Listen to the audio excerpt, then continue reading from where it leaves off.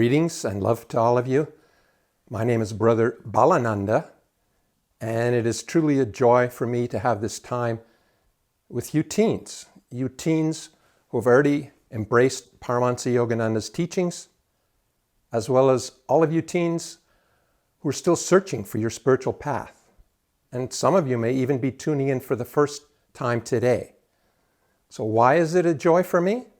Because you represent our future. The future of SRF and the future of the world. And that brings us to the subject of our class, how teens can live with courage and assurance in today's world. And I'd like to begin with a story. One of my brother monks traveled to India in 1970, and while in Ranchi, he met a former student of our guru, Paramahansa Yogananda, from 1918, his How to Live school at Ranchi. And he spontaneously asked this former student, what was Master like as a teacher? And without a moment's hesitation, he replied, Master made it fun, but he always brought our minds back to God. And that's exactly what we strive to do with our SRF teen program, and what I'm going to strive to do with this class, to make it fun, but to always bring your minds back to God. And just a clarification on referring to Master by that term, in his own words from the Second Coming. A spiritual master is not a wielder of authority over others, but rather a master of himself, fully self-possessed and controlled in body, speech, and mind, with all his senses fully reined. So the Guru just wants to show all of us, his disciples, that we're sons and daughters of God. And we have the birthmark of infinity on our brows. And whatever he can do, we can do, provided we make the effort. And this holds true also for his potential disciples. All right, now let me share a perception I recently had in Encinitas, where I'm now living and serving. We have some nice sets of waves that roll into Swami's Beach from time to time, and that's why we're known as one of the surf capitals on the West Coast. And if you've ever ridden a perfect 10-foot wave on a surfboard or boogie board, one of the first thoughts you have, I wish my friends were here to share the joy of riding this wave. Well, that's what we feel like riding the wave of Kriya Yoga as we celebrate 100 years of Self-Realization Fellowship, the spiritual organization founded by Paramahansa Yogananda, the father of yoga in the West. We feel so much joy, we just want to share that joy with you, especially with you teens who are still looking for your spiritual path. And here we're not talking about an ordinary joy. We're talking about an ever new, ever increasing, everlasting joy. When I was young, like you, and still searching, what I found so refreshing about the Self-Realization Fellowship teachings was when Yogananda indicated there's more joy inside of us than we ever dreamed possible. And he doesn't expect us to believe it. As he said, meditation is the only real way to discriminate between truth and error. You should have a place of silence. You should have a laboratory where you can test truth. In other words, he wants us to prove the existence of this joy within us in the laboratory of our own life using meditation. And that really, really appealed to me. And I remember turning the last page of the autobiography of a yogi and thinking, if this book is true, and my heart tells me it is, then my whole life's going to change. And it did. I took Guruji's words to heart to prove meditation in the laboratory of my life by scheduling meditative efforts mornings and evenings. And then after about 2 months, I realized there's a temple a half-hour away. And so I started attending services at the temple. And then little by little, as I was meditating regularly and as deeply as I could, I saw that everything Guruji promised started to come true. And most important of all, just feeling my heart filling with more and more joy. Regular meditation, it has so many benefits. And medical journals, they attest that meditation is one of the best ways to manage stress. Stress in high school, stress at the university, stress in relationships, stress in the workplace. By calming the breath and the heartbeat, meditation profoundly reduces any stress you might have. Some of the other wonderful benefits of meditation are improved ability to focus and concentrate, increased creativity, deeper level of relaxation, improved memory, increased self-esteem, increased productivity, improved relations, deeper and more restful sleep, and improved health. So many benefits from just applying ourselves to the best of our ability and meditating day after day. But above and beyond the physical and mental benefits of meditation are the spiritual benefits. Meditation enables us to tap into the soul, into what we really are. Not the body made of transitory flesh and bones, not the mind swirling with fears, worries, anxieties, desires, and attachments, but the soul made in the image of God, the image of ever new, ever increasing joy, the image of boundless peace, perfect love, fathomless wisdom. As Paramahansaji said, you can consciously know your soul, the true self, by meditation. And when you know yourself as soul, you'll have discovered the presence of God within you. That's the key, going to the source. As Guruji said another time, the infinite source is an infinite dynamo, continuously pouring strength, happiness, and power into the soul. That is why it's so important to rely as much as you can upon the infinite source. Guruji also said, if at this moment you could completely calm your body, your thoughts, and your emotions, you would instantly become aware of your true self, the soul, and of your great body of the universe, throbbing with the joy of God. So isn't it strange that that joy is always there, but we don't perceive it? Why is that? Because we're absolutely intoxicated with body consciousness, completely drugged with body consciousness. The SRF path, it's a way of life leading to perfect unfoldment of body, mind, and soul based on the foundation of scientific meditation. And after just 4 or 5 months of meditating regularly, there's a strong tendency for 3 things to start happening.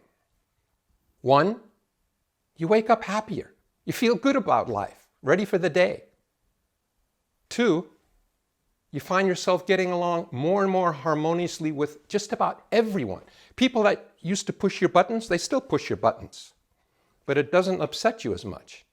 You realize they're hurting inside or they wouldn't be mean to me like that. So you pray for them. You forgive them. And 3, when we have a major challenge, such as losing a loved one, or having some serious friction or inharmony with a friend, or perhaps a sudden health challenge, though there's temporary distress, beneath that we perceive this calm center of strength and peace that, as Guruji points out, helps us stand unshaken amidst the crash of breaking worlds. If we have a strong spiritual foundation, when tests and trials and challenges come, we can meditate. We can receive wisdom guidance from within, from the soul, and that guidance is infallible because it comes from God. And the more we practice this, the smoother our life becomes, and the happier we will be. And this builds both self-esteem and self-confidence, Because finally, on a deep intuitive level, we fully realize we're a child of God. As Paramahansaji said, find that power, feel the ocean of His love behind your consciousness, and you will achieve the greatest success man can attain. And then we won't behave like a cringing mortal being, as Guruji put it, because we'll be identifying with our true self, the soul, that unlimited, powerful soul. And that's self-esteem. And the more we tap into the unlimited powers of the soul, the greater our self-confidence grows. As we use those powers to overcome challenges in life and realize our worthy dreams and goals. And as this continues, the point actually comes where we affirm with every fiber of our being, with every wisp of thought, I'm a yogi, I can do anything, courageously and with divine assurance. Traditionally, in the higher ages, the students, which included both preteens and teens, lived in an ashram in the forest, under the direction of an enlightened sage or guru, unfolding their virtue, developing self-discipline, receiving training that's both secular and spiritual. And as a result of that training, the teens were able to move very harmoniously and smoothly through the normally turbulent teen years. However, in our present-day world, we don't have forest hermitages. We don't have forest-dwelling sages. So where can we get this kind of training? From a fully realized soul like Paramahansa Yogananda, whom a number of you have already accepted as your guru, your spiritual refuge to take you step by step to the fulfillment of all your worthy dreams and goals. And Paramahansaji, he reaches out to you in so many ways, through the SRF Sunday School program, through the teen program, summer day camp. He reaches out to you through all his books, and especially the new soul liberating lessons. But most important of all, he reaches out to you when you take that time to meditate and tune in with him. And what does Guruji teach through all of these avenues? To come up with a clear plan for courageously moving forward to maximum success and fulfillment in life, even if the world happens to be going through a major crisis like this COVID-19 pandemic. From our summer day program, we have so many testimonials about success stories of teens who they take time to apply the teachings and at the same time meditate regularly and find themselves becoming accomplished actors, musicians, webmasters, and many other wonderful success stories like that. And I know a number of you may be meditating regularly and faithfully and seriously applying the teachings in a very sincere way, but you haven't met with this kind of success. And that's all right. Sometimes we need to go through difficult experiences and different karma. But if we continue with our meditations, and if we continue with the best of our ability, studying those teachings, we'll succeed in more ways than we ever dreamed possible. And here we're not talking about just an outer success, but more importantly, about that inner success, filling with joy and peace and God's love. And that's the highest level of success, isn't it? And sometimes, no matter how hard we try, we fall. We make a mistake. I remember when I was a postulant monk, how one morning I awoke during my individual meditation and had the thought, you really need to go up to the bluffs on the south side of the hermitage and see if you left that portable sprinkler on overnight. So I quickly got dressed and with that sinking feeling in my stomach, made my way up the hill in this pre-dawn grayness of May. And this is one of those times you wish your intuition was wrong. But no, The sprinkler was on, and there was this big dark circle where the water had been seeping for hours into those unstable bluffs. And the thought that went through my mind, oh, Master, I'm so sorry. You gave me this important responsibility, and I let you down. I felt like crawling into a hole. I felt so bad. And I worried about this all through the morning group meditation, through the group breakfast, and then finally after breakfast cleanup, I had an opportunity to speak with Brother Premomoy, the house brother. I shared my carelessness with him, and he listened very patiently. And then he said, yes, that was a big mistake. But then he smiled so sweetly and said, now forget it. But don't forget the lesson behind it. To keep a watering log and a record of when you turn your systems on and off. I smiled with every cell in my body and thanked Brother for his kindness and his wisdom.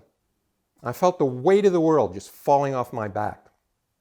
So Master doesn't count how many times we fall. He just counts how many times we pick ourselves up and keep on making the effort. Another wonderful benefit of meditation, it increases our capacity for love. Master indicated that when we meditate, love grows. Here's his words. The greatest love you can experience is in communion with God, in meditation. The love between the soul and spirit is the perfect love, the love you're all seeking. When you meditate, love grows. Millions of thrills pass through your heart. If you learn to control sex attraction and attachment to human beings, and if you strive to love all and to meditate more deeply, there will come into your life such love as you never dreamed possible. Don't we all want to experience a love like that? The perfect, unconditional, eternal love. And in addition to greater love, meditation gives us such a wonderful clarity and focus in our life. And this translates to being able to do much better on our examinations in high school or at the university level, to give just one example. And here's a testimony from an SRF teen on just this. When I was 10, I learned the hung saw technique of concentration during the boys' youth program. It wasn't until I was 15 and a sophomore in high school when I began really experimenting with meditation. Whenever we got tests back, I would analyze them and notice that many of the mistakes I would make could have been so easily avoided if I were slightly more focused. The year was approaching its end and my grade was wavering at 88%. I had worked so hard to raise my grade from the beginning of the year, and now it was all riding on the final. The night before my final test, I meditated deeply until I felt the peace of hung saw. The next day when I walked into first period, I was so calm and collected. When we got the results back, I shouted for joy. I was the only one in the class to get a perfect score. And I had finally secured my A in my calculus class. That was when I realized everyone knows the concepts and the formulas. It's just retrieving them in times of stress, like during a test. That's the hard part. Meditation helped me to be able to focus and concentrate much more. And that has helped me so much in school. So, do we want to improve our grades? So why not schedule time for regular meditation so that we can tune in with that ever peaceful, ever wise, and ever confident soul and accomplish and succeed in ways we never thought possible. All right, now let's take a look at the importance of practicing the presence of the Guru, which can be a very powerful way to deepen our meditations. How's that? By connecting with him, strongly connecting with the Guru at the beginning and end of our meditations. Tuning in with his wisdom, his guidance, tuning in with his love. One time, during a convocation class, and this is when I attended it as a lay disciple, Brother Anandamoy, he asked the audience, "Where's the most holy place on earth?" And then he proceeded to tell everyone where it wasn't. And as I recall from notes I took, he added, "It's not in Benares. It's not in Jerusalem. It's not in Assisi, Mecca, or Lourdes. And no, it's not on Mount Washington." And then after a long pause, Brother said, as I recall, "It's right here." And he was pointing to the spiritual eye. It's the Christ Center, because that's where the Guru can be found. That's from where he guides us, he blesses us, and protects us. And then he added, "Make a pilgrimage to that most holy place on earth as often as you can, especially in the beginning and end of your meditations." In chapter 6 of God Talks with Arjuna, Master says, "It is sufficient for a disciple to think strongly of his Guru before meditation. He will then find his meditation on God to be reinforced by the Lord's power flowing through the direct, tangible channel of the Guru." And in chapter 4 he says, "At the end of meditation each day, the disciple should concentrate at the point between the eyebrows and visualize his Guru. Thinking of him with love and devotion, the disciple should ask the questions he wants answered. If visualization of and concentration on the Guru are deep, the chela, or the disciple, will invariably receive silent answers to his questions in the form of accruing inner perceptions." That's such a powerful key, isn't it, for deepening our meditations and for tuning in with our Guru. And as Brother Anandamoy said from that same talk, as I recall, if we take the Guru into each and every meditation, we will find our meditations reinforced by his limitless power. Another important point is to take time, make time for studying Guruji's teachings. Guruji said, "I want you to know my teachings backwards and forwards. I want you to read them every day." Why is that? Because he said, when I'm gone, the teachings will be the Guru. Reading them over and over again, making it personal. Master is saying this to me. Underlying key points, pulling quotes that really inspire us. When we do that, we're literally programming our mind with the Master's wisdom, with the Master's guidance, so that when we get into a challenging situation, it's so easy for him to just knock loose the right thought bubble that contains the guidance we need to overcome that challenge in our life. But if we haven't been regularly studying and applying the lessons, that guidance won't be there for him to knock loose, and we'll be left to our own devices. And more likely than not, we'll find ourselves getting into hot water. Before we move on and address how to handle some of those fears in these uncertain times, I'd like to read this letter from an SRF teen, a letter he wrote to God and Guru.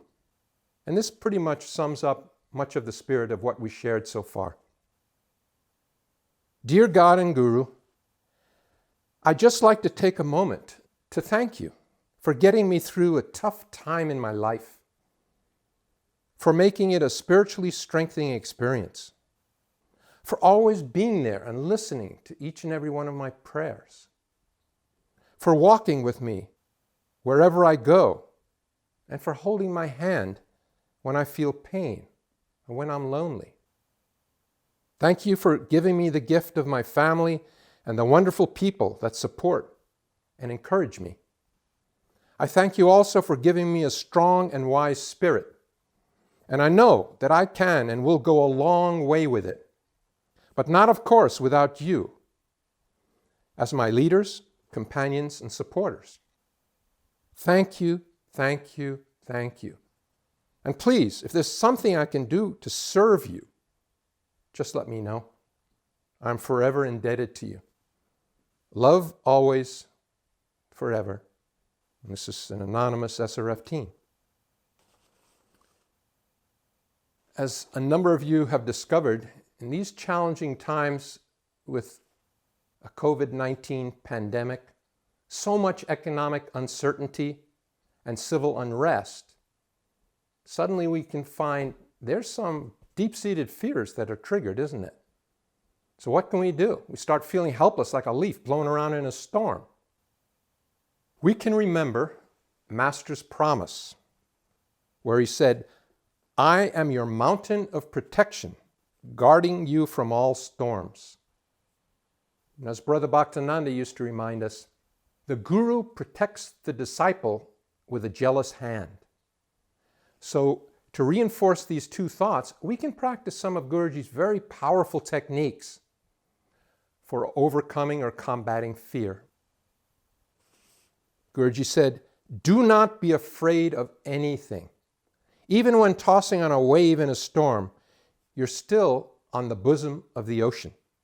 Always hold on to the consciousness of God's underlying presence. Be of even mind and say, I am fearless. I am made of the substance of God. I am a spark of the fire of spirit. I am an atom of the cosmic flame. I am a cell of the vast universal body of the Father. I and my Father are one. Or we could simplify that and simply say, I am protected in the fortress of God's presence. So let's do that. Let's practice an affirmation. So we close the eyes, gently lift the gaze to the Christ center, and with concentration and deep faith, we're going to repeat, I am protected in the fortress of God's presence. So please repeat after me. I am protected in the fortress of God's presence. I am protected in the fortress of God's presence. I am protected in the fortress of God's presence. And then we go on repeating that with deep faith, deep concentration, and we feel that divine assurance. Paramahansaji goes on to say, fear comes from the heart. If you ever feel overcome by dread of some illness or accident, you should inhale and exhale deeply, slowly, and rhythmically several times, relaxing with each exhalation. This helps the circulation to become normal. If your heart is truly quiet, you cannot feel fear at all.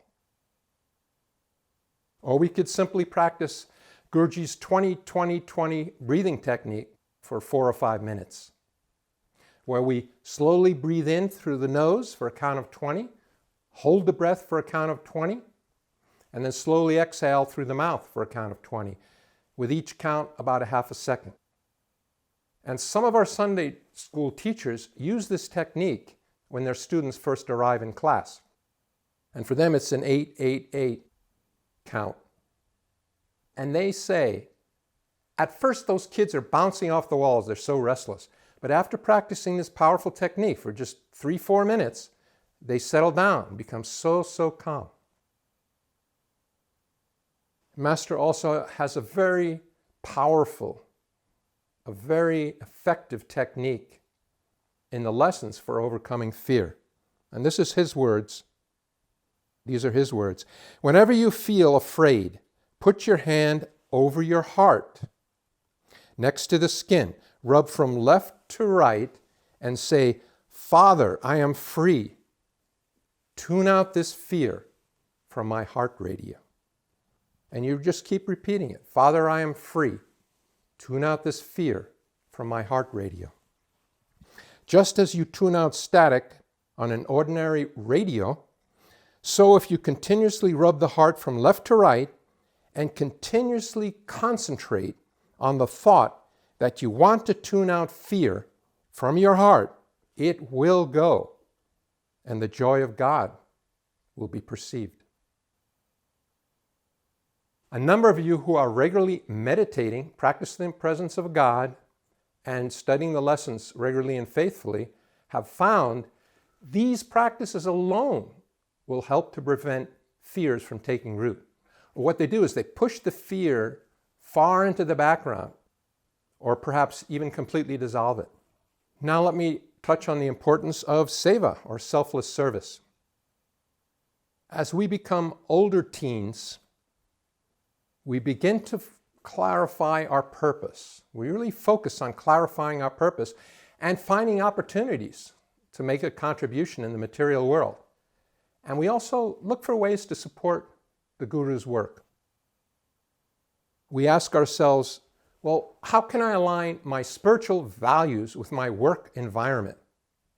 We actually see our work as an offering to God and society. And whatever line of work we're engaged in, we think of it as not just working for ourselves, but as a form of service to others. And we work in that spirit of trying to please God in everything we do. And if we live near a temple, center, or meditation group, in the coming years, there's so many wonderful ways to serve the Guru. As a Sunday school teacher, as a meditation leader or a member of the kirtan group, as an usher, a service reader, a member of the AV committee, or the photography committee, maintenance, cleaning committee. So many ways to serve as Master's hands and feet, speech and heart. So many ways to receive his boundless blessings. As one young devotee put it, I very much enjoy serving SRF, both for the opportunity to further Guruji's work, but also because I can be in the presence of other devotees. I always strive to find enjoyment in any service opportunity and to make it fun. If you have a cheerful, willing attitude towards service, not only will you be helping SRF and the Guru and earning good karma, but you will positively be influencing other devotees with your cheerful enthusiasm. Guru says in the spiritual diary, rather than be always striving for personal happiness, try to make others happy in being of spiritual, mental, and material service to others. And then you will find your own needs fulfilled. That's one wise and large-hearted devotee, isn't it? And if because of intense demands in high school, and you have those, or intense demands at the university, or for some other major challenge, it's impossible for you to serve Guruji in a physical way. Remember, you can always serve with your prayers. You know, prayer is such a powerful, such an effective way of rendering service to others. Master often said how blessed we are when we serve his work. You know, why is that? Because through our service, whether it's active service at the temple or through our prayers, we, in our own way, are helping Master with his mission to awaken the love of God in sincere souls. And there's nothing greater than that. Another important way to serve is to learn to become a giver. From notes I took during one of Dayama's satsangs, I remember her saying, cultivate a generous, open heart. Develop the habit of finding joy in giving, giving, giving. It doesn't matter what you give. Find ways to make others happy. And when we do that, our own cup of happiness will be full. Why is that? Because we're putting a divine law into practice. The more we think of others, the more God thinks of us. The more we take the time to make others happy, the more God sees to it that our cup of happiness is just overflowing. And we don't have to give material things. Just listening, really listening with one pointed focus when someone's talking to you is a tremendous gift. Or giving some kind-hearted words, a sincere smile, a pat on the back. That's the kind of giving Guruji wants to see. And not only when everything's going our way, at other times too, when we're not perhaps feeling our best and someone comes to us in a negative, discouraged frame of mind, we should still be able to turn that person away uplifted by having said something positive, something encouraging. And when we do that, as Guruji put it, we're momentarily stepping into Christ consciousness. And the more often we step into that state, the more natural it'll feel, until we're doing it all the time. Like Master, like Dhyama. And then, as we said, we'll be radiantly happy.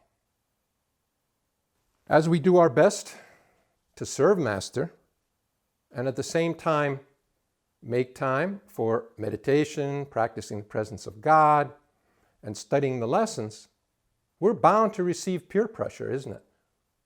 From our friends at school or work who think we're deluded, we're wasting our time. They say, come and join us in doing this or that. In other words, come and join them in doing something that may prove harmful to us, such as experimenting with drugs or sex. No, that's the voice of Maya or delusion, trying to get you to slacken on your spiritual efforts. And then they say, but everyone's doing this or that. No, it's not true. There's an increasing number of SRF teens and young adults not doing those things. So don't feel compelled to go along. For just because the majority of people are doing something doesn't mean it's in your highest interests. Someone once said, often the majority just means all the fools agree. So don't allow fools to make choices in your life, decisions in your life. Instead, we make conscious decisions based on Master's teachings, and then we'll be happy. We'll be glowing with self-esteem and self-confidence, and ultimately, we'll win at the game of life. And to help with this, it's a good idea to surround yourself with spiritually minded teens. Remember Guruji's words? Environment is stronger than willpower. When we surround ourselves with a hedge of spiritually minded souls, we'll have the protection we need from those onslaughts of Maya or delusion. As one former SRF teen, who is now a young adult, shared, I'm very grateful to have friends in SRF. They have given me good advice, been a source of comfort during all these hard times. And it is a joy to be in their presence. I have found that these spiritual friendships became deeper and more meaningful more quickly than some other friendships I've had. I appreciate that I can talk with my friends as myself, without a filter or mask. I don't have to pretend I am perfect or that I make the right decisions all the time. But we have a mutual respect for each other, knowing that each of us is doing his or her best to be a better devotee. The beauty of true friendship is that it doesn't matter that you aren't perfect on this earthly plane. A true friend can see through your imperfections and sees you as a unique and perfect soul. That's spiritual friendship. That's divine friendship. You know, after all we've shared in this class, you may say, brother, it all sounds really nice, but you didn't have a COVID-19 pandemic when you set foot on the spiritual path. And it's true, I didn't have a COVID-19 pandemic when I set foot on the spiritual path. But I had a Vietnam War with a rigorous draft, and I had friends who died in that war. As Master said, The world will always have turmoil and trouble. What are you worried about? Go to the shelter of God where the masters have gone, where they are watching and helping the world. You shall have safety forever, not only for yourself, but for all those you love who've been entrusted to you by our Lord and Father. You know, we need to have faith that God and Guru will see us through this pandemic. As Abraham Lincoln said, and this too shall pass. Just as 2 world wars, the Great Depression, and a Spanish flu pandemic have passed in the 20th century. So rather than let this COVID-19 pandemic be an obstacle or stumbling block for us on our path, let it be a stepping stone to spiritually set ourselves on fire as we courageously use this extra time we now have to fully embrace Paramahansaji's Golden Age teachings and the miracle tools of the meditation techniques. We know the goal of life. We have the keys in our hand to get us there. And we have the Guru to guide, bless, and protect us every step of the way. We have everything we need. Everything we need to realize that ultimate goal of oneness with God and oneness with all life. So as the Nike commercial says, just do it. And then one day, as our Guru put it, we'll find ourselves sitting at the brink of eternity, facing God, in the land beyond all our dreams, where the well of God is eternally springing in the heart and soil of our soul. And here's a wonderful testimonial from a young devotee that touches on so much of what we shared. Master's teachings were invaluable to me as a teen and now as a young adult. High school and college can be so challenging, leaving many feeling vulnerable and lost. As a teen, Master helped me to know who I was and what I wanted, and to stay true to that, even when so many things pulled me in different directions. Master's teachings were my compass and protection.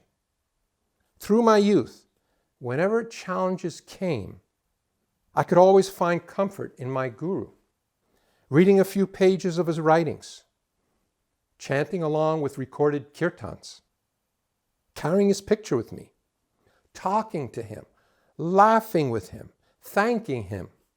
I kept his photo, the last smile, in my locker in high school, and I remember on many occasions going to my locker with hurt feelings and academic anxiety. But after gazing into his understanding eyes, asking his help and saying, "You love me, I love you, everything is fine," I would walk away uplifted, feeling this great love like reassurance. Throughout my teen years and young adult life, I noticed the more I stayed true to myself and protected my spiritual routine and solitude, the better and deeper my friendships were, and the happier I was. Especially in college, most people respected my authenticity, as I lived a different lifestyle than most college students. Friends would be curious about my meditation routine, or how I stayed calm and stayed centered. They would want to meditate with me. It was very sweet. The way I lived my life made others feel open to talking about and exploring their own spiritual lives. Meditation spiritualized my friendships. Another thing that helped me in high school and college was Master's words, "Environment is stronger than willpower." I always remembered that I was picky about how I spent my time and whom I spent my time with. I was very introspective and filled up many journals with reflections seeking to better understand myself and how my environment was shaping me. Currently in the pandemic, I do the same. Introspection is very powerful, and it has helped me to keep Master ever closer. Also, I've tried to find ways to be of service to those in need. Throughout my youth and now, service has been like a spiritual anchor for me. Service at this time has looked like prayers, donations, or messages to dear ones or vulnerable friends. I dedicate my meditation efforts to those who are hurting, and it makes me feel better and go deeper with purpose. The Online Meditation Center has been a beautiful gift to us all. I love attending and seeing so many of my spiritual siblings. How blessed we are to be together in spirit when we have to be apart physically. Jai Guru Jai. That is one wise old soul in that young body, don't you think? So courageous, so divinely self-assured. And based on this testimonial and the others I've shared, and the ones that I get from time to time, I know with certainty the future of SRF is in great hands.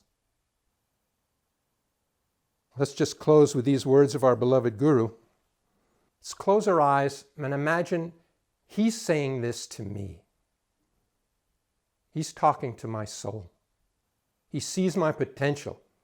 He sees what I'm going to become. He sees what I can overcome. He loves me unconditionally, eternally, perfectly.